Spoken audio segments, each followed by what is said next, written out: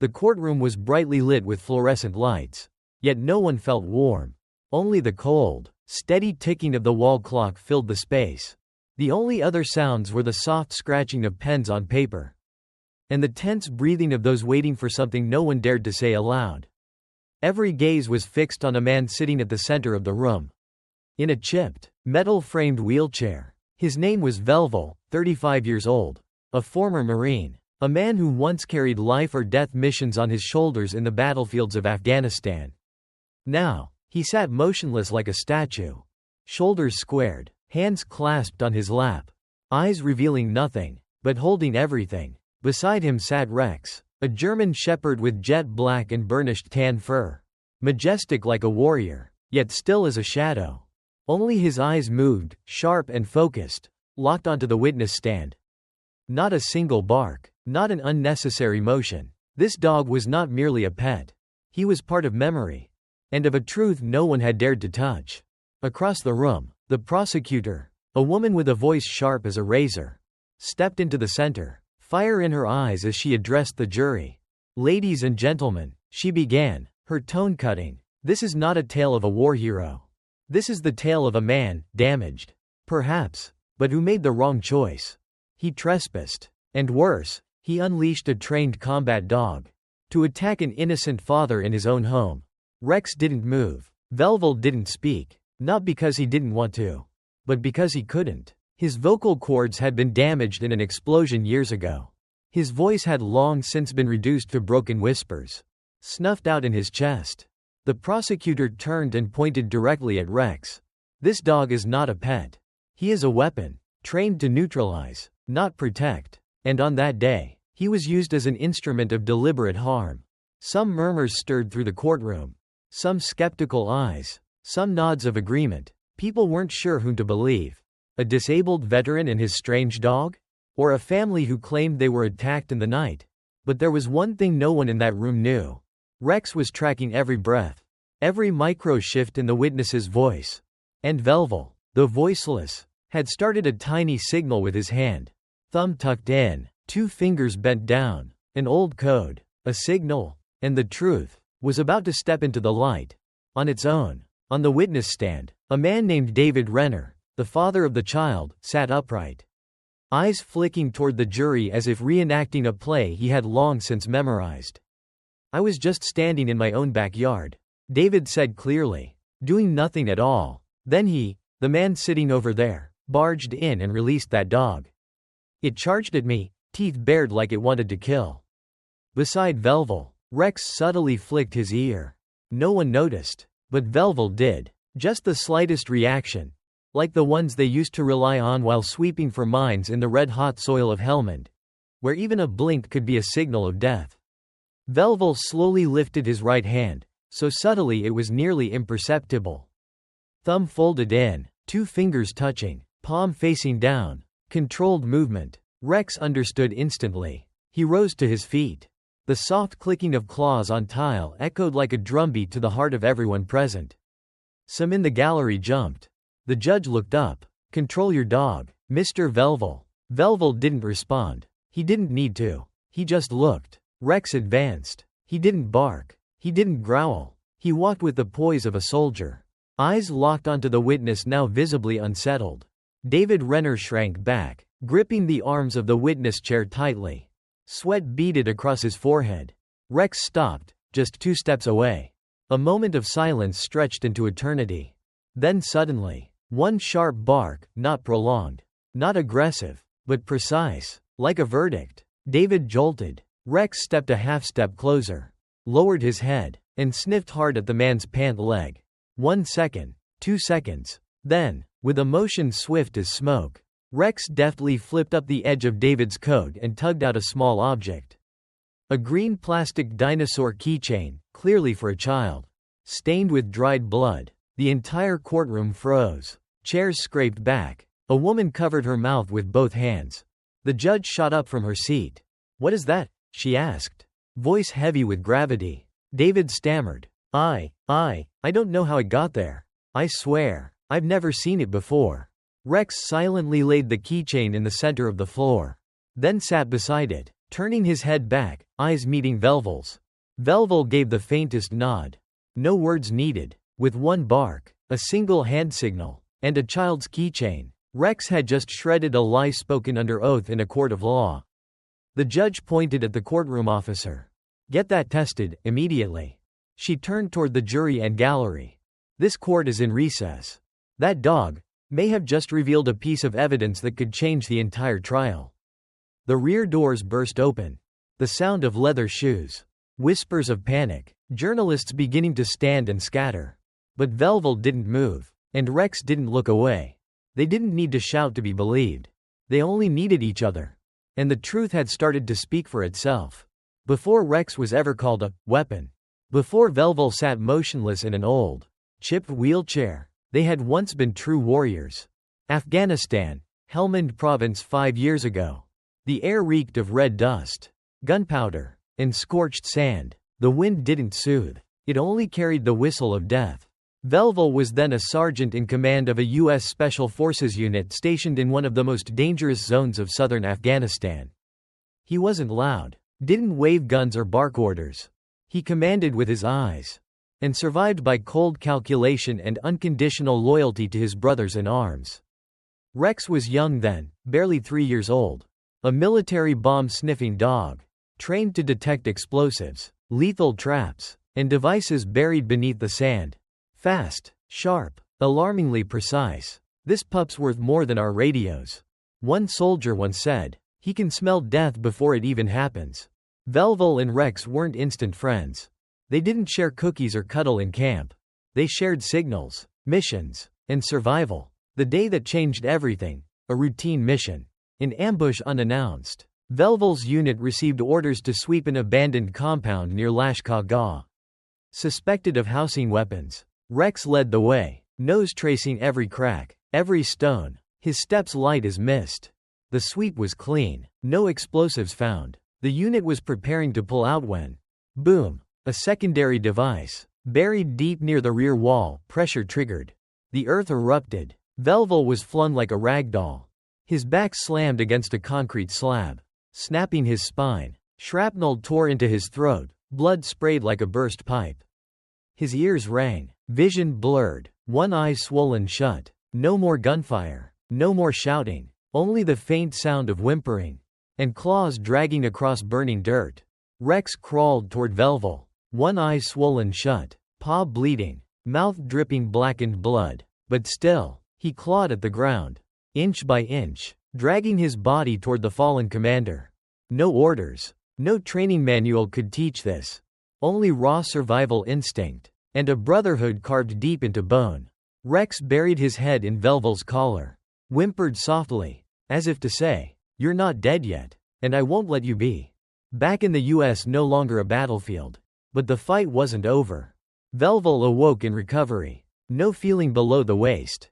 Doctors said, permanent spinal damage, torn vocal cords, your voice may never return. You should prepare to live as a disabled veteran. He only asked one thing. Where's Rex? Rex was 3 states away. Set to be retired from service due to partial vision loss and deemed no longer mission effective. Velvel refused to accept that. He fought paperwork, petitions, military red tape, with silence and relentless persistence. Day by day, month after month, he filed adoption requests, not because Rex was a dog, but because Rex was proof that part of him still existed. Then, the approval came. Rex was transported back to Velvel, via a military vet transport unit. They reunited after 8 months. No tears, no embraces, just locked eyes. And both knew, we're still here. One man with a broken spine. One dog with damaged sight. But 2 warriors, who found each other again amidst ashes, scarred tissue, and memories that would never fully heal. No more gunfire. No more mission maps or teammates calling over radio static. Only the creaking of an old wheelchair, the faint buzz of a voice prosthesis, and the sterile white walls of a ground-floor apartment in the suburbs of Pittsburgh. This was where Velvel and Rex started over. No welcome banners, no family waiting at the airport. Just a worn rug, a single-burner electric stove, and 2 beings who once belonged to the battlefield, now learning to live in the cold quiet of peace. Life without fanfare. Velvel spent his first day simply staring out the window. There was nothing outside but patchy grass and a row of silent houses, no voices. No reason. Rex lay beside him, head resting on his legs, eyes open. Not sleeping. A broken body, but a will that refused to kneel. The doctors told him to get a medical assistant. Velvel refused. He began physical therapy on his own, learning, one by one, how to roll out of bed by himself. Transfer from wheelchair to a wooden chair to cook a simple meal.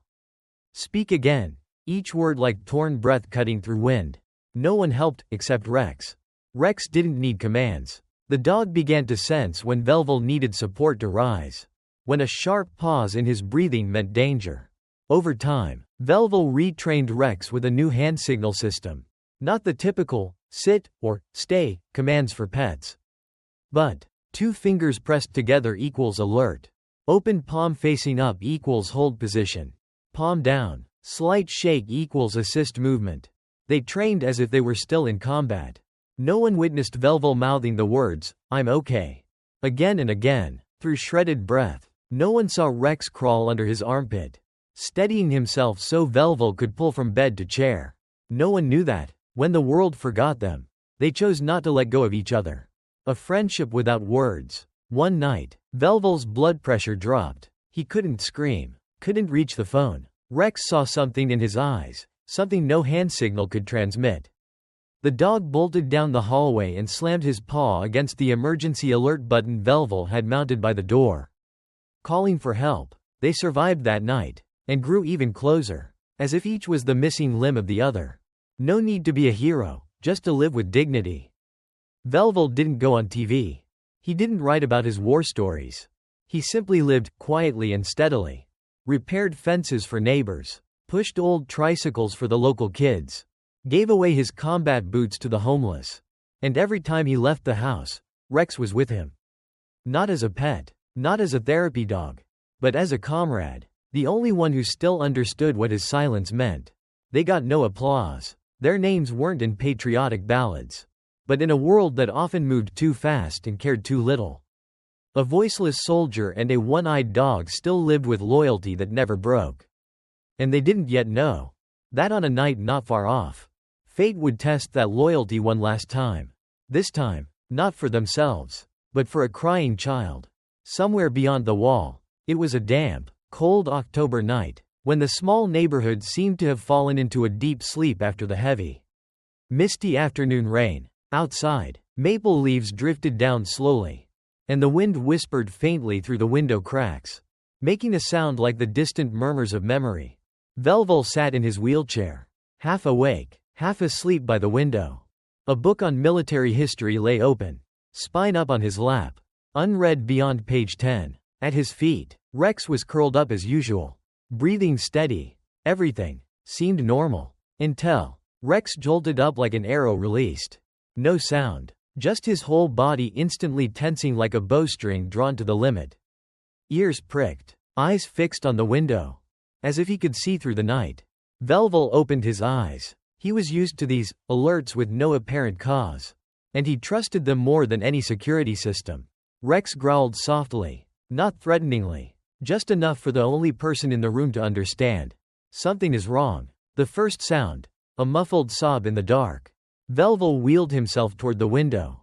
He gently lifted the curtain, looking into the narrow space between his house and the one next door. A house recently moved into less than 2 weeks ago. A young couple, a little boy, about 6. They'd never spoken, just nodded once or twice in passing. Rex growled again. Velvel frowned. He wheeled to the cabinet corner and switched on the security monitor pointed at the side yard near the neighbor's house. On the grainy, static blurred black and white screen, he saw a large man dragging a small body, a child, by the arm. The boy flailed, kicked, hands slapping wildly. There was no sound, just shaky images like an old film reel. Then, smack, a slap. The small shadow crumpled to the floor. Another hit. Velvel's knuckles turned white as he gripped the wheels. The 911 call that went nowhere. Hands trembling, he dialed 911. His voice came through the assistive device, warped, metallic. I need to report suspected child abuse. Next door. I have it on camera. A female dispatcher's voice replied. Do you have direct evidence? Sir? Is the child currently in immediate, life-threatening danger? Velvel looked at the monitor. The man's figure slammed the door shut. Nothing more could be seen, just thick darkness. I'm not sure, but there was crying and hitting. We'll file the report and send someone to check later. Without clear evidence, we cannot enter the premises. Velvel hung up. Sleepless night, and Rex never left the window. Velvel sat still as a statue. Eyes fixed on the flickering monitor. Each second dragged like a slow incision.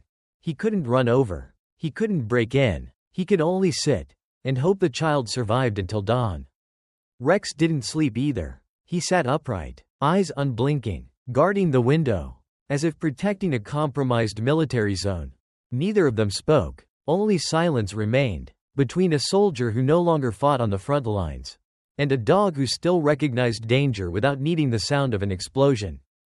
To everyone else, it was just another peaceful night. To them, it was the beginning of a new battle. One with no guns, no uniforms, only instinct, humanity, and the dim light of unspoken loyalty. The next morning, pale sunlight filtered through the thin curtains, casting a dim glow on the cold floor. Outside the window, the neighborhood remained quiet, as if nothing had happened. But inside Velvel's chest, a fire was quietly burning. He had stayed awake all night. Rex hadn't left his post, still watching the house next door, where a child had been left behind by the world.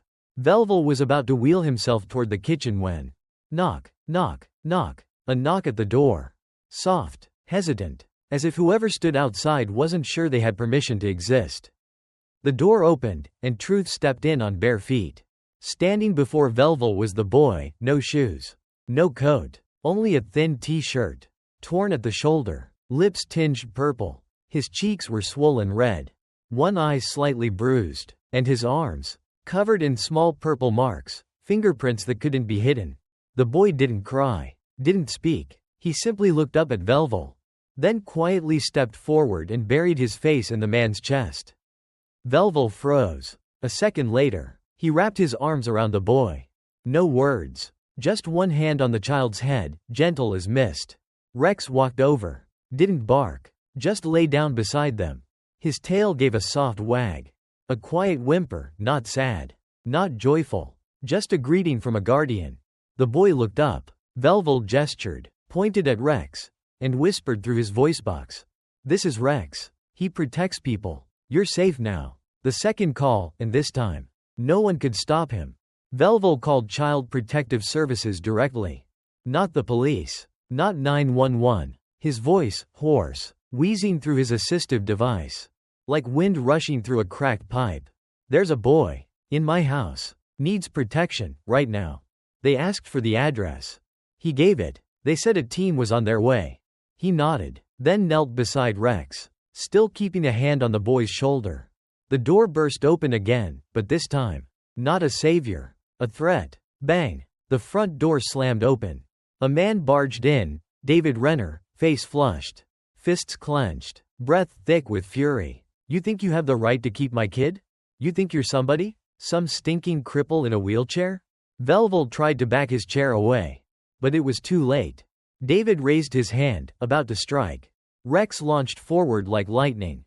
No command. No signal. Rex understood. The dog sprang through the air. Muscles coiled like a bowstring. Teeth bared not to kill, but to stop violence in its tracks. He bit into David's arm, dragging him to the ground. David screamed. He bit me. He sicked the dog on me. I'll sue all of you. At that moment, Child Protective Services and security arrived, pulling David away. Velvel knew the damage was already done. The backlash, and a story twisted by the media. Just hours later, local news exploded. Veteran with PTSD attacks neighbor's father. Military dog used as weapon. Mute soldier oversteps authority. Detains child illegally. Photos of Velvel, stoic in his wheelchair, and Rex with alert eyes, were plastered with the label, dangerous.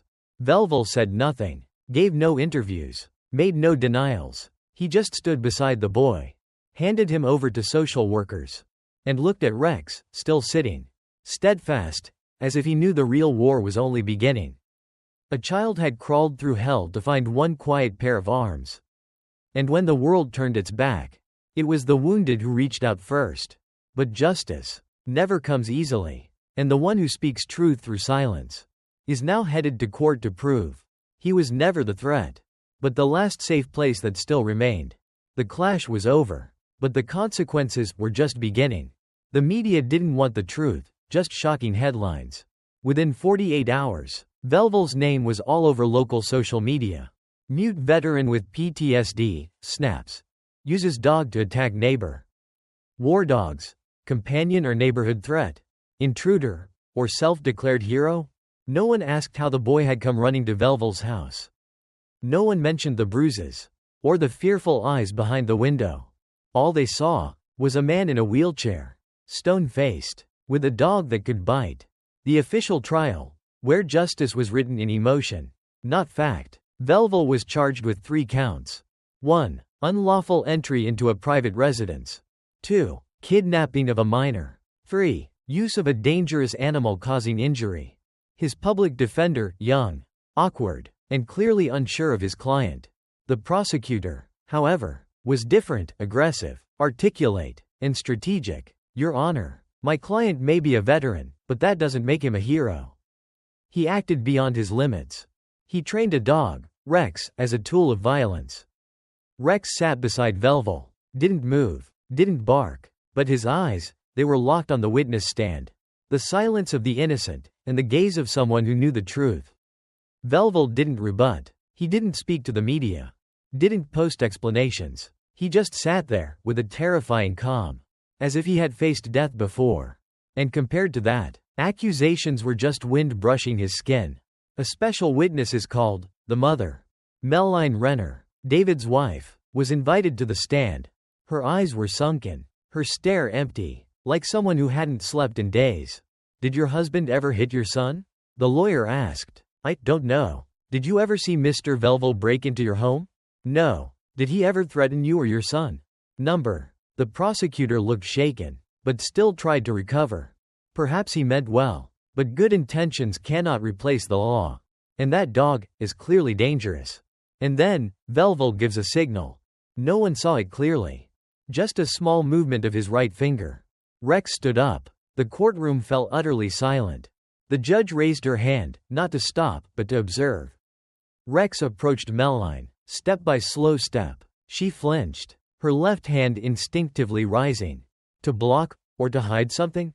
Rex sniffed gently at her chest. Then with the precision of a bomb-sniffing veteran, he tugged gently at the edge of her shirt, and pulled out a small item. The silent evidence, a plastic necklace. A green string, with a cracked yellow plastic star. Dried blood still clinging to it. Gasps, soft sobs echoed through the courtroom. Melline turned pale, lips trembling. I don't know where that came from. And then a small voice came from the back of the room. That's mine. Everyone turned. A small boy, standing beside the CPS worker, stepped forward. Dad broke it when I didn't go into the room. Rex saved me. I don't want to go back home. The courtroom fell into complete silence. Rex turned to look at the boy. The child ran forward, wrapped his arms around Rex's neck, his face buried into the thick fur. No one needed to say anything else. The truth didn't need to be shouted. It just needed a look, a signal, a dog who couldn't lie, and a child who finally found the courage to speak. The atmosphere in the courtroom was now heavy as lead, but just as fragile as glass. On the cold tile floor, beneath dozens of stunned eyes, a child's blood-stained necklace lay motionless, a small witness to something no one wanted to believe was real. At the front, the boy trembled as he clung to Rex's neck. The dog who didn't know how to lie, who didn't know how to perform, who only knew how to protect. Rex didn't move, didn't act victorious. He just lay still. On guard, the judge stood, her voice low and decisive. I've seen many cases in my career. Fabricated evidence, rehearsed testimonies. But this, she looked at Rex, then at the boy whose face was buried in the dog's fur. This is the first time I've seen a dog not only follow commands, but bring out the truth. The prosecutor leapt to his feet. Objection. This is emotional manipulation. Staging. This is. Sit down. Counselor. The judge's voice cut like a blade. The real question here is, why would a child have to rely on a dog to be heard in the first place? The verdict was delivered, not with arguments, but with the clarity of silence.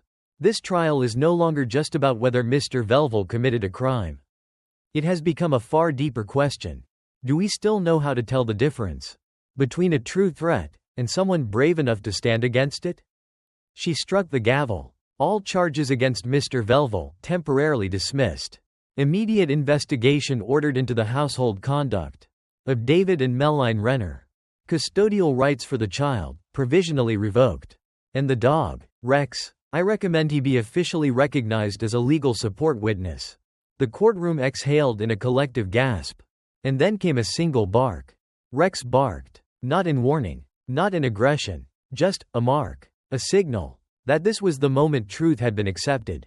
The moment the voice of the voiceless was finally heard.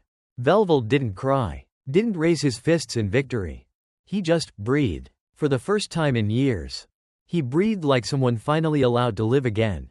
The boy stepped out of the courtroom. Then turned back to look at Velvel and Rex.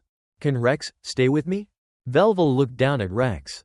Rex looked up. No words needed. The boy understood. Justice doesn't always wear a robe, or carry a scale, or slam a gavel. Sometimes, it comes on 4 legs, with loyal eyes, and a bark delivered at just the right moment. And sometimes, those who were once called the scars of war are the only ones left silent enough to hear the truth. When the gavel struck, there was no applause, no tearful hugs, no Hollywood-style scenes, only a veteran sitting still in a wheelchair, and a dog resting quietly by his feet, breathing softly, ears finally relaxed, after days stretched tight like bowstrings. Velvel was free. Rex had been proven a protector, not a threat. The boy was safe. Justice, this time, hadn't come too late. But Velvel didn't celebrate, and he didn't return to his old life. Because there's something in the eyes of soldiers who've survived war. Something that doesn't let them stay still. When they know someone out there still needs help. Velvel declined every interview request. He didn't appear on talk shows. Didn't sign any book deals. Refused every documentary contract. One journalist once asked, "Why don't you want to tell your story to the world?" He didn't answer with words. He simply handed over a small note. Because this story doesn't belong to me. It belongs to a boy who had no voice. And to a dog who spoke for him. A spark became a mission. Velvel used the donations that poured in after the incident, along with a portion of his military pension, to create a small nonprofit. Hands and paws. No flashy office. No media team. Just a repurposed old garage. A few folding chairs. A training mat. And a whiteboard with one phrase written across it. You don't have to speak. You just have to not give up. The mission of Hands and Paws was simple, yet no one had done it long enough. Velvel and Rex trained service dogs for other veterans. Those who had lost their voices. Like Velvel. Those who had lost limbs, memory, or purpose. Those the world called, returned from war. When in truth, they had never fully come back. Rex wasn't just the soul of the organization. He was also the lead instructor. No commands. Just behavior. Eye contact. Instinct. Rex taught other dogs how to respond to irregular breathing. How to sense night terrors. How to detect panic attacks that had no sound. One veteran once shared, "I lost my wife, my home, and my voice to a bullet in the throat. But it was Rex, not any doctor, who taught me that I could still be heard." Hands and Paws grew, not through publicity, but through quiet gratitude. Within a year, the organization had helped over 30 veterans across the state. Some had once planned to end their lives in silence. Some hadn't spoken to another person in 8 years since returning from war. Some just needed a dog to remind them that even trembling hands still carry meaning. Velvel and Rex never asked for medals.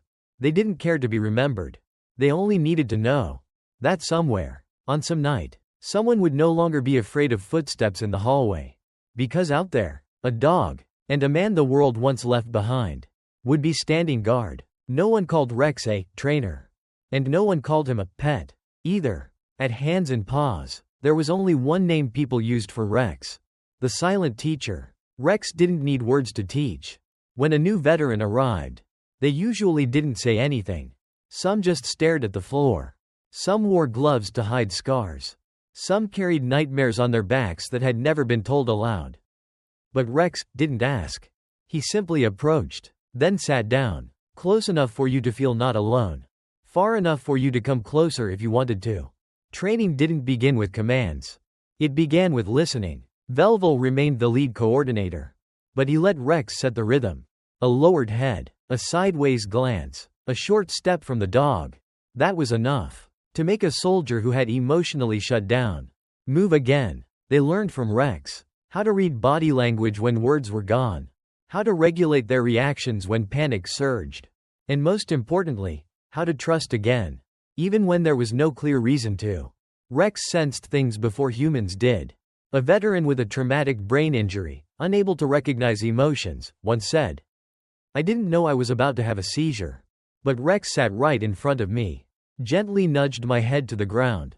Before I even noticed the room spinning. When I woke up, he was still there, guarding, not looking away, not judging. No one left hands and paws the same as when they arrived. Rex never wagged his tail frantically. He didn't play to impress. But when a warrior was ready to leave, Rex would see them off. He'd walk alongside their car, stand at the door, rest his muzzle on the step, then turn away, not sad, just as if to say, "You're okay now. The next one needs me more." Some afternoons, Rex would just sit and watch the sunlight fall across the front lawn. Not doing anything, not going anywhere, just sitting, as if guarding the parts of memory that humans were too tired to hold on their own.